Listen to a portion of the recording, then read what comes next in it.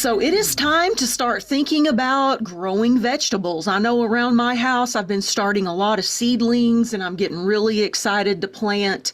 And today we're going to talk a little bit about some alternatives of growing in the soils. Okay, so if you are new to vegetable gardening, I encourage you to consider growing in containers or at least start out very, very small if you've never gardened before. Often I'll see pictures like this on the internet, and while this is a beautiful garden, who wouldn't love to spend time in this garden? For those of us that have been gardening for many years, we know that this is a ton of work. It's almost daily work, a lot of weeding, a lot of watering, and just not really practical for people who have a really busy lifestyle.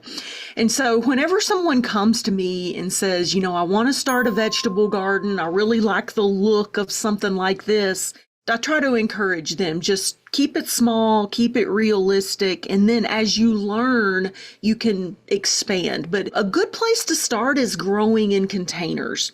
And there's a lot of benefits of growing in containers. You do have improved drainage. Now, I will say that it is important to use proper soil in your containers. If you've ever noticed, if you buy just a bag of regular old topsoil, it can be pretty clumpy. It just doesn't drain really well. And when we're growing in containers, we really want to make sure that we're getting a well-drained potting mix. It's very loose. It's not clumpy, because we want those containers to drain well and not hold water. Now, with that being said, we do want them to drain well, but you will have to monitor them and make sure that they're not drying out. So they really need to be monitored every day and just make sure that they're not, drying out in the sun. Ease of maintaining. This is a wonderful benefit of container gardening. Just having a few containers with vegetables in it, they're easier to maintain, they're easier to weed, they're easier to water, they're easier to harvest, they're easier to keep an eye on, and it's just much more easy than taking care of a large in-ground vegetable garden. And I mentioned a little bit about soil. The benefit of growing in containers or raised beds or anything other than the ground is you can add in your own soil mix. And again, when we're growing in containers, we want to make sure that it's something that's well drained and not hard and clumpy. That's going to be the main thing we want to keep in mind. And because of that really good soil, it's going to allow those vegetables to really develop a deeper root system, which is going to make them more drought tolerant and just make the plant healthier overall. Another benefit of growing in containers is that the soil warms up faster in the spring. The soil is above ground level, so it has better access to warm daytime temperatures. It helps that soil to warm up quicker, and therefore it helps seeds to germinate quicker or transplants to grow quicker as well. And one really good thing about growing in containers is there's a lot of smaller miniature plant varieties that are on the market right now. I often hear from people when we talk about growing vegetables in containers, they're like, well, I've seen how big a cucumber plant can get or a zucchini plant can get, and I just don't know if I can grow that in containers. Well, the plant industry has listened, and we now have several different types of miniature varieties of our favorite garden vegetables.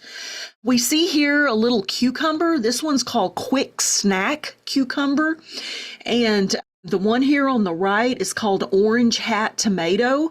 These are a couple of miniature varieties that I have been working with recently. I've been pretty happy with the way that they've produced, especially these Orange Hat tomatoes.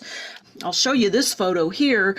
So myself and some of my colleagues were working on some different hydroponic classes. We have hydroponics set up at our homes. We're learning how to use them so we can teach classes on it. And the Orange Hat tomatoes has been one of our favorites. And you can see here how vigorous this plant grows, how many tomatoes are on it. And of course, this is growing hydroponically, but they also do well in just a pot of soil as well. So A lot of great miniature varieties, so I encourage you to look for some of those if you do want to grow in containers. So what type of containers should you use? Well, you want to make sure that the larger the better. You know, when we get in the hot, dry part of the summer, and I'm sure you've all experienced this before, if you have really small containers sitting outside in the direct sun, they're going to dry out incredibly quickly. So when it comes to containers, we want to make sure that there's a lot of soil mass in there so that it doesn't dry out so quickly. So the larger the better. And you can really use about anything. We see in this photo here, they've used everything from just nursery pots to trash cans, and really you can use about anything to grow vegetables. We've talked about the potting mix, just make sure that it's well draining.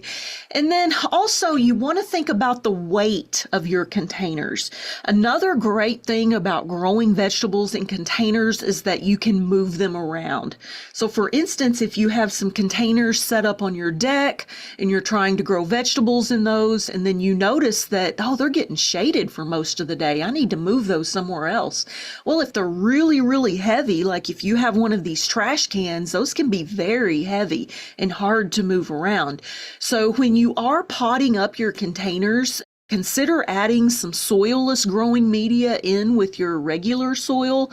That's things like peat moss, vermiculite, perlite. Those things will help to keep the containers lighter and also help with drainage. And then again, watering is very important. These will need to be monitored daily. So something that I was looking at over the weekend that I thought was kind of interesting is just using a big cardboard box as kind of a planting bed. And the example that I was reading about is they were planting potatoes in just a large cardboard box. They basically just filled it in with soil, planted their potatoes, and I just thought that that was a really fascinating idea. I've always liked to use cardboard in my vegetable garden as a weed suppressant, so this is just another thing that you can do to recycle cardboard and use it in your garden. Now, certainly the cardboard will break down throughout the season. This is meant to be a one-season planter, but again, it's just kind of an interesting way to grow. And then the photo here on the right is grow bags. And if you're not familiar with grow bags, I think they're pretty interesting. I recently moved and I had potted up a bunch of things in these grow bags, and they did very well for several months. Actually, they're still in grow bags and still doing well. But basically, these grow bags are made out of a material that's like a very heavy kind of felt material. It allows the root system to breathe. They come in many different sizes. They hold up very well. They can be used for several different growing seasons. And you could grow vegetables in there all season long as well. So just some options to think about. Okay, and then, as far as growing vegetables in containers, we usually think about the summer and some of our summer vegetables, but also consider growing things in spring and fall. Having a container of lettuce on your deck or back porch is going to be a great option when you're preparing dinner. And there's a lot of things that we can grow in spring and fall, and I've got a list of those here. So, don't just grow in summer. Try growing some of these other things in cooler weather as well. I also want to mention vertical gardening. A lot of times when we grow in containers, it's because we don't have a lot of space or we don't want to have a huge garden. And I just want to remind you that a lot of vegetables can grow vertically. Cucumbers, we can see some cucumbers growing here on some type of a trellising system that could easily be included with a container. And then the photo here on the right looks like cherry tomatoes growing in a container. And then those can be kind of staked to a deck railing or whatever as they continue to grow.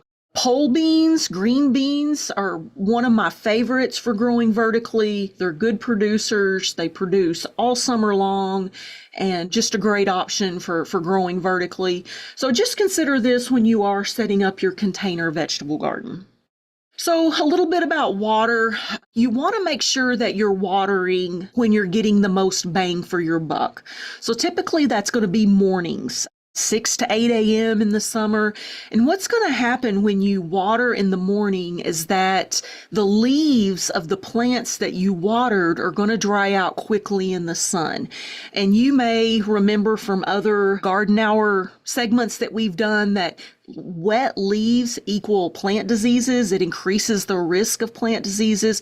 But when you water in the morning, that's going to allow them to dry out quickly and reduce that risk of disease, as opposed to watering at night when the plants are going to be wet all night long. So do keep that in mind. And then, as far as watering during the hot part of the day, it's going to cause a lot of evaporation and you're going to lose a lot of your water that way as well. So morning is best if possible. Now, if you're going on vacation, you can set up all kinds of drip irrigation setups like we see here, and there's a million different ways that you can do this. These are just a couple of examples if you need to water these while you're going to be away for a few days, and this can be set up on a timer as well.